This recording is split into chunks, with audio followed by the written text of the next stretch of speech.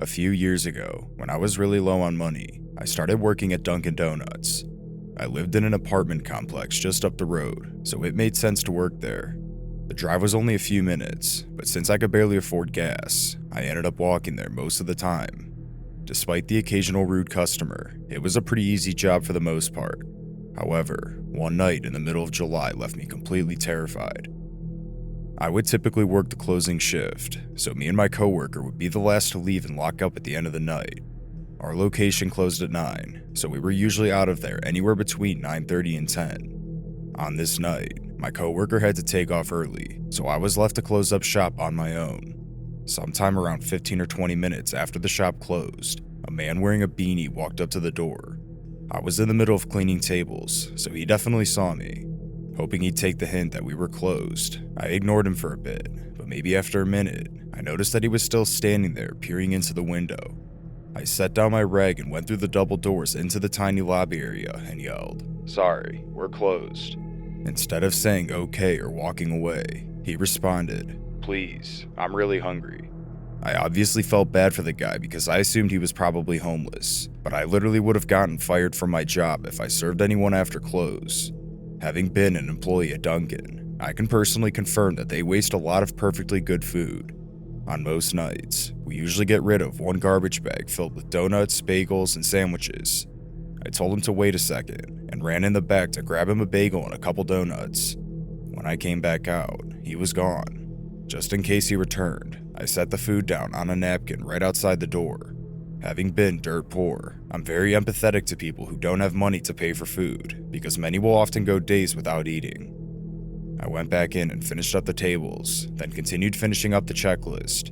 Being on my own, it took a little longer than usual to knock everything out, so I didn't finish up till 10. Right before I locked the place up, I ran all the trash out to the dumpster behind the building. I scanned the parking lot for the guy, but he was gone. So I walked over to the main doors to pick up the food and add it to the dumpster. Once I finished that, I went back in, grabbed the key, and locked the place up. As soon as I made it to the sidewalk, I heard the echo of a shoe scuff on the pavement in the parking lot. So I turned around and saw the same man from earlier walking in my direction. I yelled out that there was food in the garbage bags in the dumpster, and as soon as he heard that, he kind of stopped and started looking back at the dumpster. He once again gave no response, not even a thank you, but I didn't want to judge, so I shrugged it off and kept walking. Every so often, I'd peer over my shoulder to the parking lot to see what he was doing, but he was out of sight. Thinking nothing of it, I kept walking and continued on my way home, but out of nowhere, I heard the same shoe scuff on the ground again. I whipped my head around to see that the guy was following me down the sidewalk. I started getting worried, seeing that he clearly didn't take any of the food I offered, coupled with the fact that he was now following me home. My whole walk home was on the side of a main road, and I had to cross the street to reach my apartment complex at the end, so I opted across the road right then to see what he would do. Given that it was a weekday night, there weren't many cars out like there usually were in the day. Once I crossed the street, I watched him do the same, and that was when I officially started to panic. Not knowing what else to do, I started running as fast as I could down the sidewalk, all while trying to carry my purse. Once I really started getting out of breath, I turned to see that he was running directly towards me. The adrenaline fully took over, and I took off sprinting as fast as I ever have in my life, screaming for help. As I was running, I saw the headlights of a car approaching up ahead, so I started waving my hands at it as I was running. By some absolute miracle, the car noticed me and pulled onto the opposite side of the road right up to me. It was a younger couple driving a black SUV, and without any conversation, they unlocked the backseat doors and I got in. I was a total mess. I was shaking, crying, and gasping for air. The boyfriend sped away, clearly noticing the man that was now feet away from the car. They asked me if I knew the man, but all I could do was shake my head no, and the girl pulled out her phone and dialed the police. After explaining that they just picked someone up who was being chased, she handed the phone back to me, and I explained what just happened, barely being able to make out my sentences. Instead of driving straight home, the couple decided to take a bit of a detour and enter into my complex from the backside, just to avoid the guy seeing us again. The couple was nice enough to wait with me in the parking lot until the cops arrived to my apartment.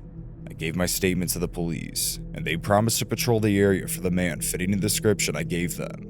Well, nothing came of it, and I never even got to thank the couple or even get their names. Had that couple not stopped and picked me up, I have absolutely no idea what would have happened. I'm extremely grateful and lucky. From that night on, I never saw the man again, and I've driven myself to and from work every night since.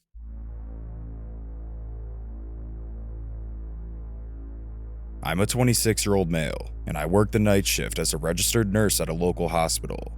This actually happened last week. I still have no idea what to make of it, but nonetheless, it still freaks me out just thinking about it. It was a Friday night. I was assigned to the 4th floor, which is the intensive care unit. After getting in my scrubs and receiving a brief report from the nurse on the previous shift, I began my routine rounds. I've never been a fan of working in the ICU. It's a tough job, as all of the patients are in bad shape, with some even crying out of pain for extended periods of time. Thankfully, many of the patients were asleep, with the occasional low murmur or snore filling the hallways. As I made my way down the corridor, I passed the nurse's station, where I logged into the computer to review patient charts and update their records. Around midnight, a new admission was wheeled onto the floor. The patient was a young woman who was unconscious and battered from the result of a severe beating. She was marked as a Jane Doe since her identity was unknown. We quickly assessed her condition, stabilizing her vital signs and providing the necessary medical interventions, which actually took a fair amount of time. She had cuts, bruises, and lacerations all over her body, in addition to a blunt force injury to the head and a completely smashed right foot, possibly from a car. Every nurse on the floor made a note to closely monitor her throughout the night before her surgery.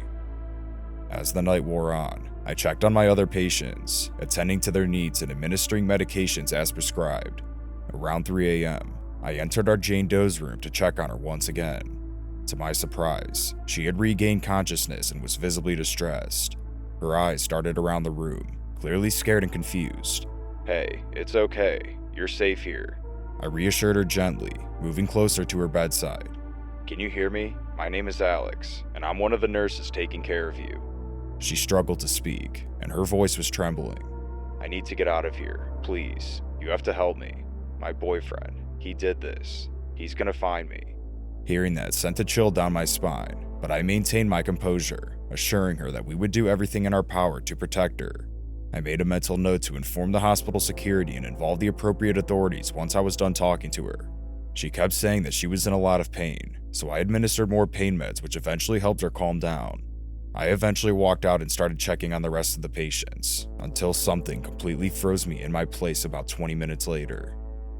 When I was in a patient's room, a blood-curdling scream echoed down the opposite end of the hallway,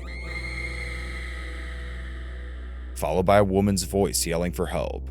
I rushed toward the source of the sound, but it went completely silent shortly after, so I went door to door trying to figure out which room it came from. Several other nurses were doing the same. As I reached Jane Doe's room, the door was slightly ajar. I pushed the door open further, only to find an empty bed. The window was wide open, and the bed in the cart had been moved all the way across the room. I stood there as other nurses scoured the room, staring down at the fully open window. She had to have jumped. There's a parking garage that sits 10 to 15 feet below the window, which was still a huge jump, especially for someone with a broken foot. Beyond that, I have no idea how she would have gotten down from the parking garage, maybe from a ladder. We hurriedly called for security, desperately searching the surrounding area, but there was no trace of her. She was gone. For the rest of the night, officers were in and out of the unit, asking us tons of questions about the girl. I've since asked a few coworkers if they heard any updates, but no one has heard anything. Tons of different scenarios have played out in my mind, and I only have 2 possible guesses. I remember specifically seeing her phone along her bedside, which had a dark green case. I can't help but wonder if the boyfriend called or messaged her something that totally sent her into a panic, like threatening something terrible to her, or maybe she had some sort of acute stress reaction and flipped out. Either way, I'm positive she jumped out of the window, because none of the other nurses saw anyone enter or leave her room. I've never seen anything like this in my decade's time as a nurse, and I really have no solid explanation as to what exactly happened. Judging by the severity of her injuries, her boyfriend was very close to killing her, and I have a bad feeling that she found out he was coming back for her.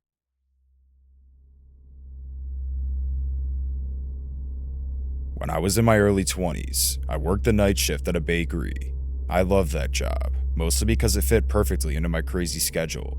In school, I'd usually stay up doing homework or studying all night, so I was basically nocturnal for a few years straight. For 3 nights of the week, I would be with my coworker, and 2 nights I would be alone.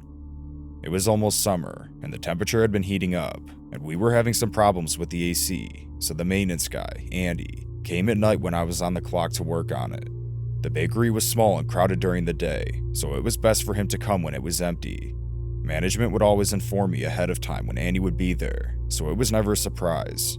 At first, he was very pleasant, and I had no issue sharing space with him as we worked, but I soon learned that I was completely wrong about him. One evening, my coworker was a little late, who apparently lost track of time in the shower. Upon hearing this, Andy piped in saying, "We should all shower together to save time," and started laughing. It was creepy as hell. I also stated that I lived alone prior to that, with his response being, "Good, I have you to myself then." After this night, I realized Andy wasn't the kind of guy I thought he was. I stopped speaking to him unless I absolutely had to, and only responded to him with one-word answers if it came down to it. Before long, the AC was repaired, and I thought I was finally free of him. Fast forward to a night a few weeks later, I was working alone. It was 2 in the morning, and I was in the middle of eating a granola bar, when suddenly, I heard a loud banging on the front window. Startled, I looked up and saw that it was Andy. He was calling my name and asking to be let in. No one had said anything to me about him coming that night. Andy then started pulling on the front door handles, but luckily I had already locked it. Creeped out, I ran into a corner of the bakery where he couldn't see me and tried calling my manager on the phone, but he didn't answer. Seconds after hanging up, the phone to the bakery started ringing, and I could see the caller ID from where I was sitting. It was Andy. He was being relentless and wouldn't stop banging on the window and trying to pry the door open. With my fear rising, I dialed 911. The cops arrived within 10 minutes and searched Andy's vehicle. In the back seat, they found duct tape, a knife, and a rope. They couldn't do anything though, because in quote, he didn't harm me and was completely let off the hook. Andy told the police he was there to fix the AC and had those items in his car because he needed them for the utility work. I know that was a total lie, but the cops didn't even question it. My manager finally called me back the next morning and told me that the AC was working fine, and they never asked Andy to come. From that day on, my boss made sure that I was working with at least one other coworker and promised that he'd never have Andy ever work on the AC unit again. It was definitely a close call from something absolutely awful happening.